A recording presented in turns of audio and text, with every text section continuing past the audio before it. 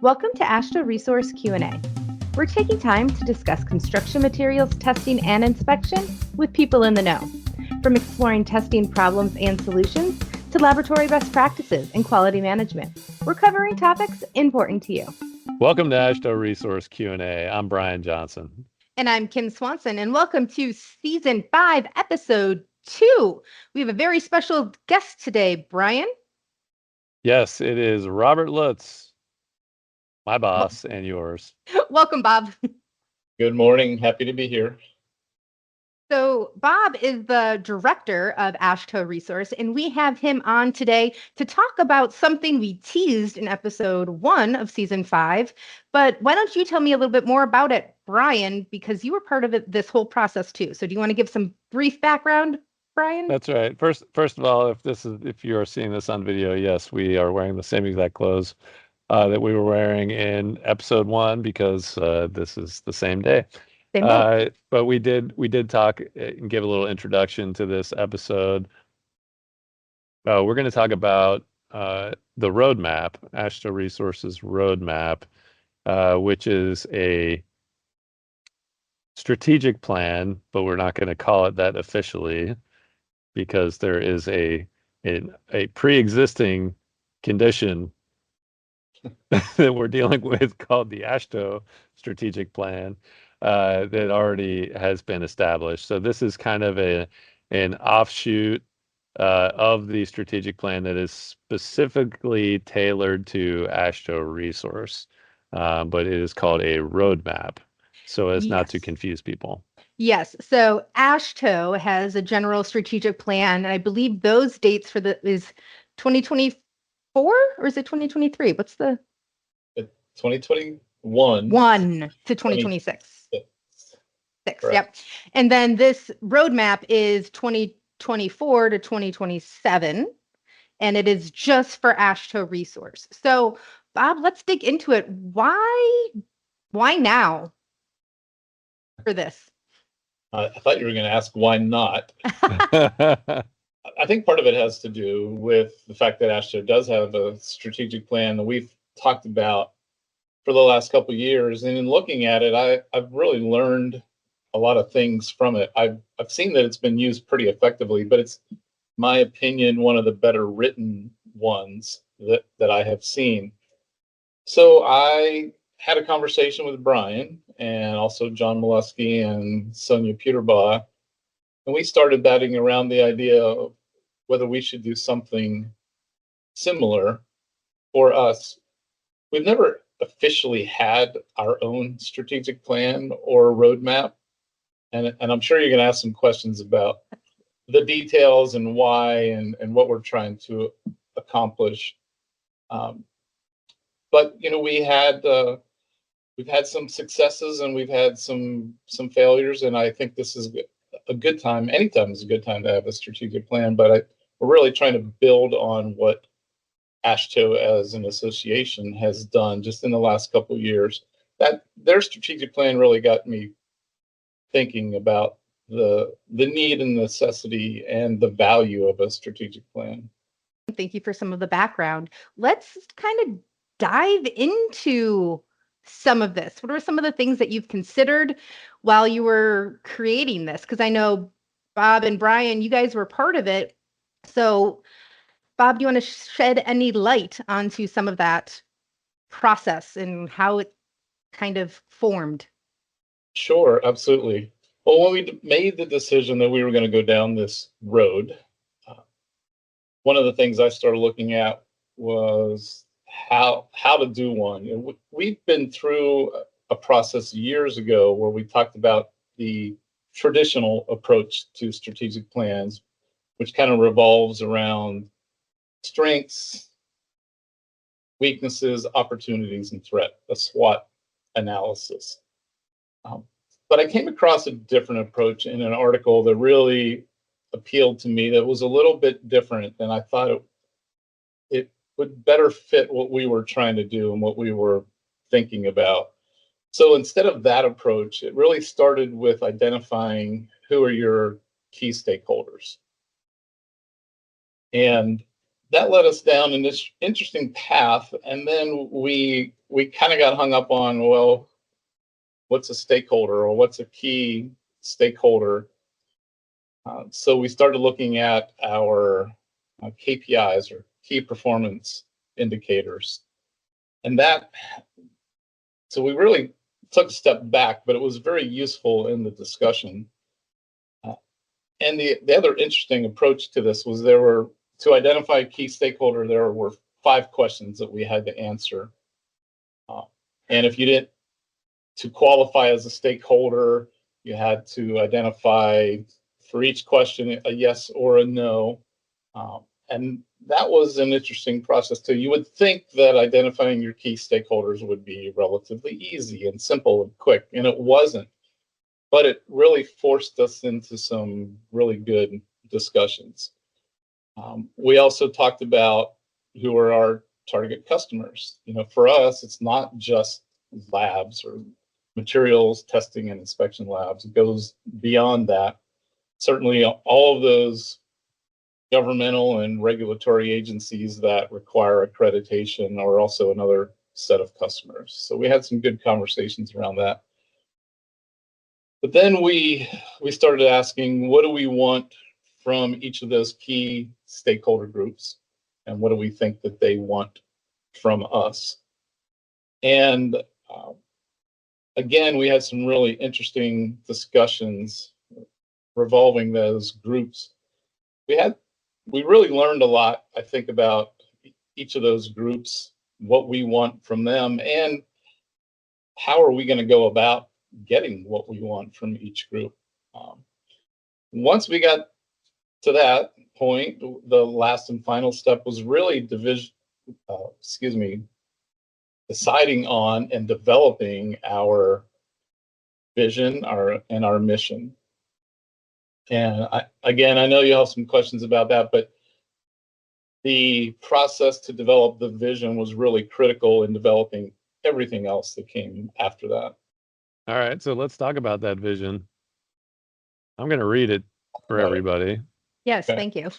Our vision is leading a quality management revolution within the construction materials testing and inspection industry. That sounds pretty bold. Leading a quality management revolution. Couldn't even get it right myself after a second of having read it. But yes, quality management revolution. So Bob, what does that mean to you?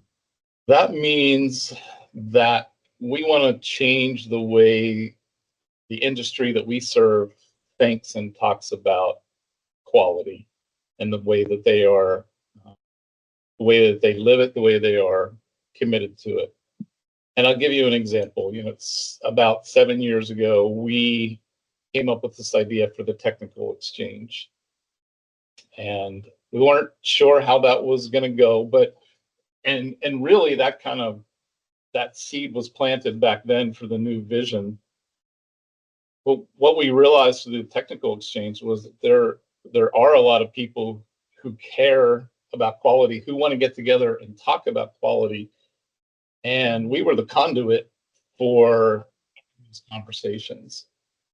And our vision really is trying to create an entire industry, not just a small group within that industry of people who have these conversations, who care about all of the concepts that we talk about at things like the technical exchange, ultimately to raise the level of quality within our industry.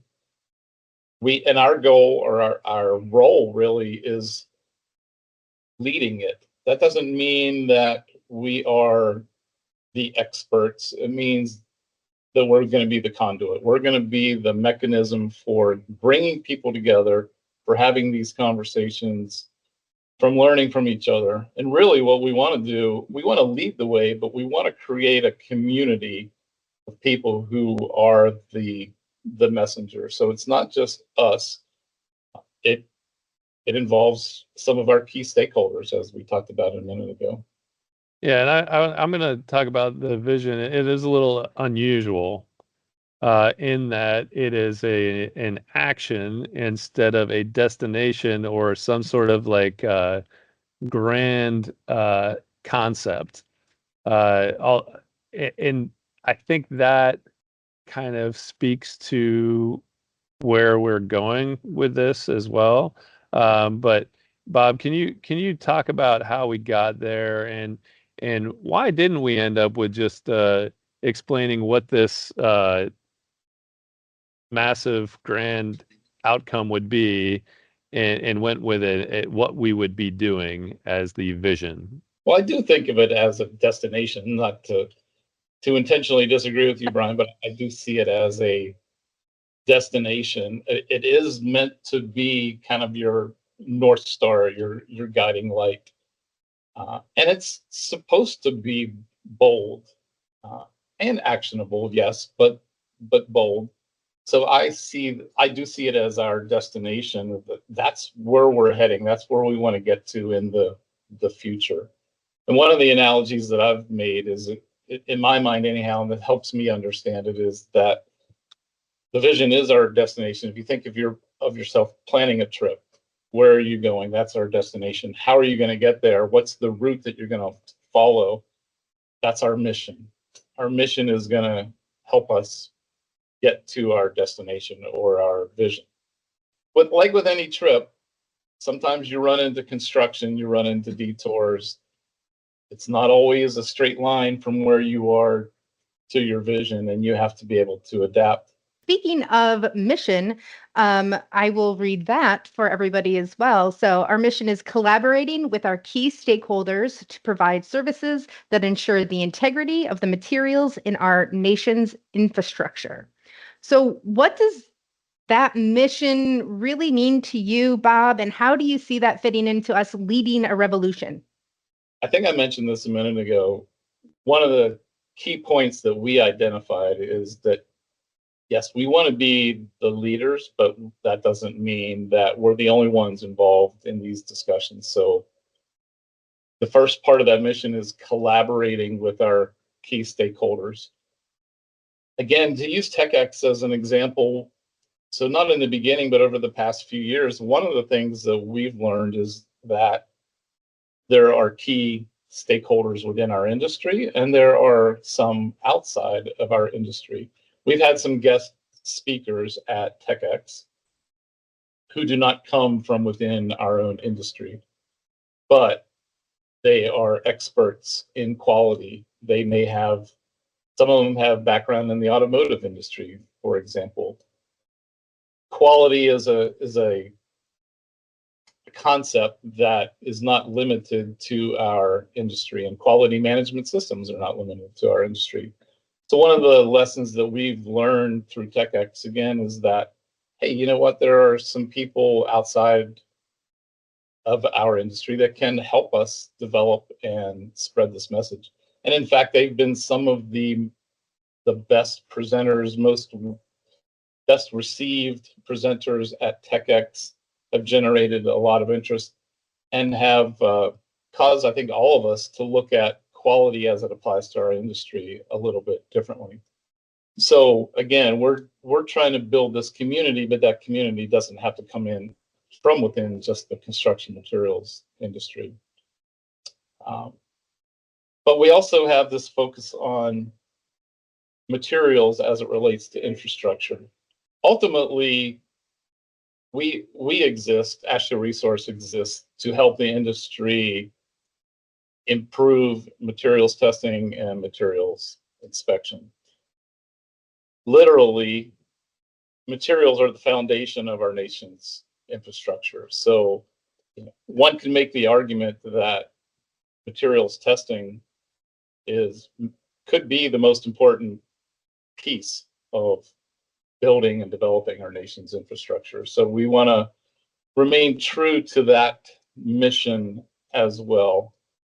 So we have our existing services, which we've had for a number of years, but our mission also is asking and requiring of us to think about what are other ways, what are other services that we can provide to get to that vision a little bit faster.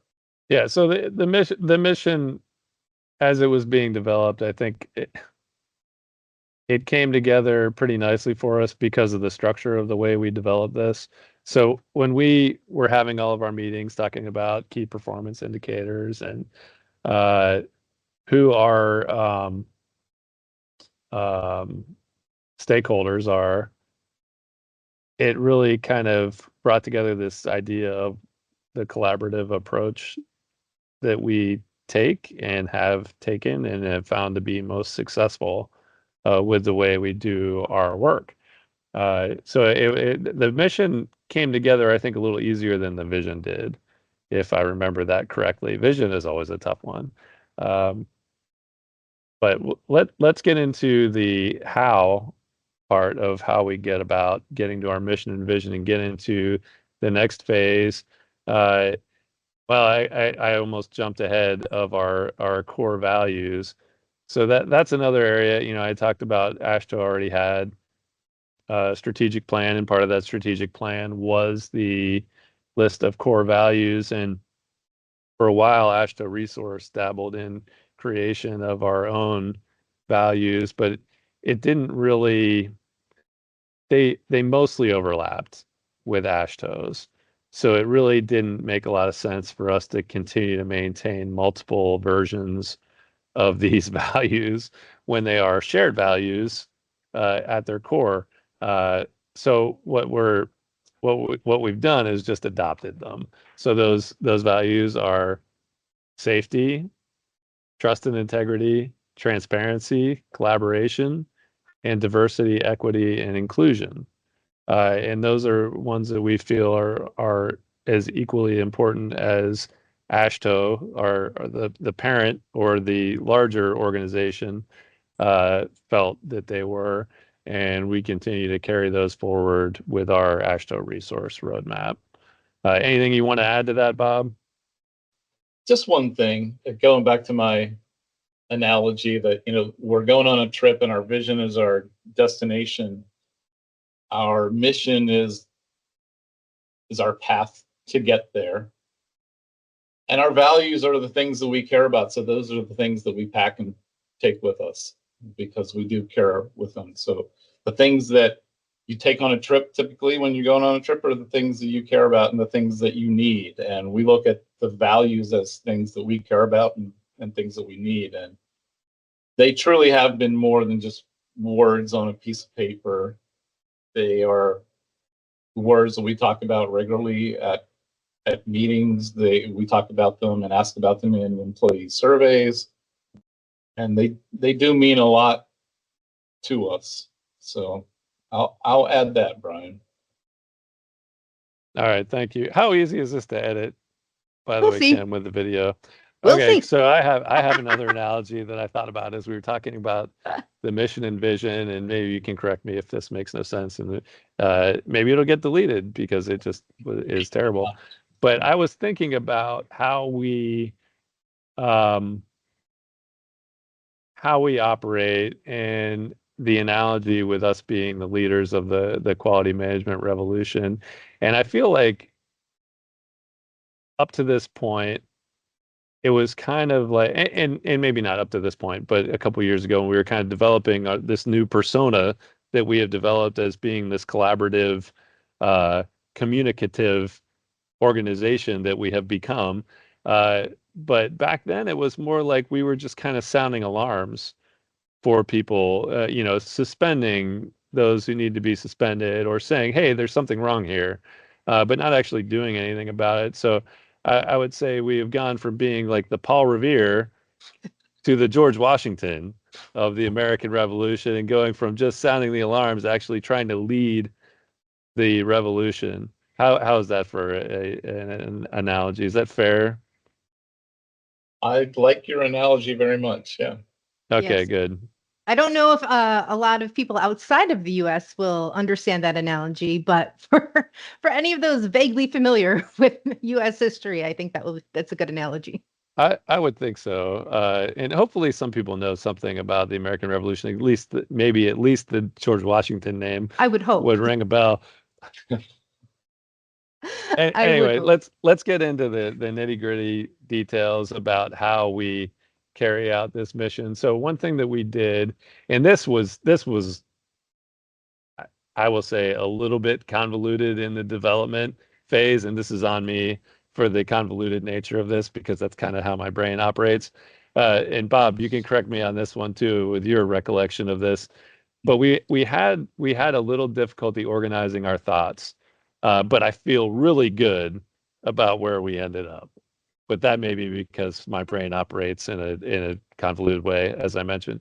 But we came up with a strategic theme of leading by example because that leading by example is the best way to lead, and it is the most effective way to lead as I can, in my experience, that has been the case. So in order to effectively carry out this roadmap or go down this road, we are going to purport to lead by example, and we do that through different key objectives. These key objectives are earn the trust of our key stakeholders, embrace processes which foster continual improvement, demonstrate our commitment to quality, that's the leading by example part again, and inspire others to adopt a quality culture. So if we are truly leading by example, we should inspire others, therefore leading this quality revolution. Bob, anything you want to add on that aspect of it? Your recollection is very accurate, but I think the fact that we struggled with this and went round and round is a good thing, because it means we gave it a lot of thought. We really picked things apart, thought it through.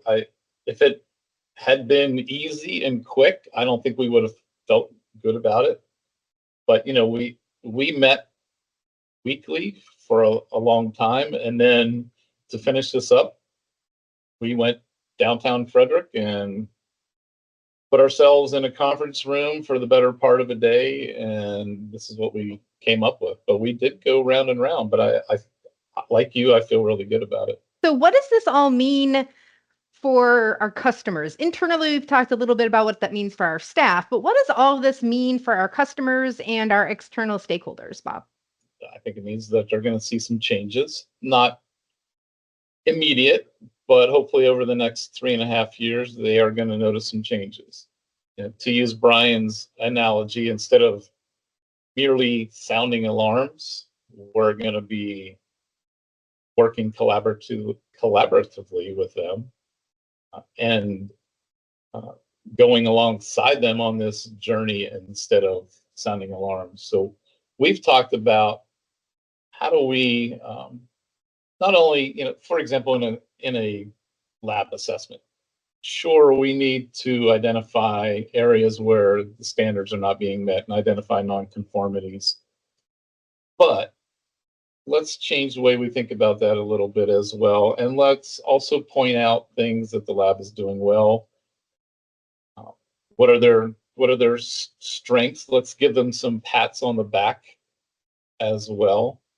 Let's provide more opportunities for TechX-like content through webinars. Maybe we have talked about, and I guess I'll stick my neck out here and go public and say next fall of 2025, we're going to have a virtual TechX, not to replace, but to supplement our existing. Yeah, I know. I said it. Because we understand that not everybody can travel. It's a big time commitment. It's a money commitment as well. So we're going to do some things virtually as well. I expect that we're going to reach out, as we talked about building this community of messengers. We're going to reach out to more people and begin building that community as well. There are a number of things specifically that we've talked about. One other one is, I've challenged John Molesky to find ways that we can take this enormous population of proficiency testing data and do something in addition to what we're doing with it now? What are some meaningful ways, information graphs that we can give to the customers, to the labs, that will help them in addition to what we already give them? So, Brian, what would you like to add to this part of the conversation? I would, did you know I was thinking about adding something by the expression on my face? Okay, so I was thinking about a couple things. One is just the value of the strategic plan in general. You know, we're trying to galvanize our staff to think about things the way that meshes with the strategic plan roadmap, with the roadmap. And it also is a declaration to our customers and those stakeholders that we mean business about this, and we intend to serve their needs the way we have defined in this roadmap. And one way that these things are going to result in a bit of a change for people, or an expectation change maybe, of what we're delivering, is that we're thinking about their needs. And we are intending to collaborate with them. We are intending to get away from this idea of oh, we're here to check boxes, because there's always that expectation for some of our customers. Oh, you're just going to be in here to check boxes and say, oh, this lab is in conformance, or this lab is not in conformance. But really, what we intend to do is a little bit more than that. And even with the assessment part of it, we really want to shift our focus a little bit more towards just the continual improvement of quality, as opposed to okay, we checked this box, we found out, and we didn't check this box, so there was a nonconformity, and then we want to make sure we get to the point where we can check it ultimately, and then we move on. Let's think about it a little bit more. Let's get strategic. Let's work on quality. That doesn't mean that we're going to just ignore a ton of things, and that we're only going to, some people will say, oh, well, you didn't use common sense. That always drives me crazy, by the way, because there's no such thing. There's one thing I've learned in my role, is there's no such thing as common sense out there, because everybody has a different idea about what that means. And for some people, it means that you just let them do whatever they want. And that is not what it's going to mean, where we shift towards quality and away from some of the nitpicky things. There will be times that we still have to focus on some of what one might consider to be nitpicky items or minutia. We'll still have to worry about in some cases, but we really do want to focus on continual improvement and collaboration with our customers. Well, I think we have a good overview of what's happening here. Is there anything else that you want to make sure that our customers know, or our staff? Hopefully, they'll be listening to this too. But about this new roadmap and what it looks like, in the next year versus the next, in 3 years from now. Well, I want to add just that, look, we're really, really excited about this. We put a lot of thought and effort into it. And we really considered what we want out of our key stakeholders, but even more importantly, what they want from us. And our intent is to follow through and deliver. As Brian mentioned a minute ago, point one, or our first objective, is to earn the trust of our key stakeholders. That's going to be critical. And to earn the trust of our key stakeholders, we're going to have to produce. We're going to have to follow through on this roadmap. So that means that every one of us at AASHTO Resource is going to have to step up and be part of this journey. I did want to, before we close with that, I know we've been going on for a while, and this episode's getting a bit long, but I did want to just touch base on some of the actionable items. So I mentioned those objectives. There are what we've called strategies under each one of those objectives, and if you look at our roadmap online on our website, which will be posted at the time that this is out, you'll be able to see what some of those commitments are. And the first one is actually honor our commitments, which is good that we start out strong there. But we talk about practicing consistency, acting on feedback, investing time and improvement opportunities. I was just working on that the other day. In fact, when we have an internal audit, we're often left with improvement opportunities from our internal auditors. And I will sometimes organically take care of those things because they get on my to-do list.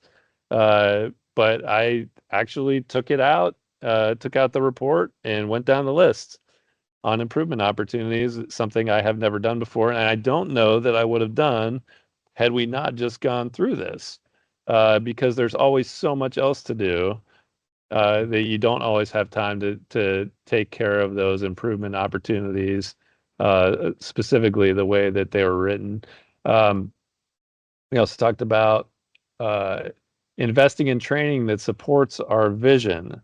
So thinking about the vision as we're analyzing our training opportunities. So the way that works in practice is somebody on my team, for example, may say, "Hey, I want to go and take this training." Well, now I say, "Oh, well, how does that fit into our vision? Is that relevant? Not just is it relevant to your job duties, but is it relevant to the vision that we've laid out here?" And I think that is going to be useful. Something that was in the Inspire Others to Adopt a Culture of Quality. Kim, this is for you. Maximize the use of educational material.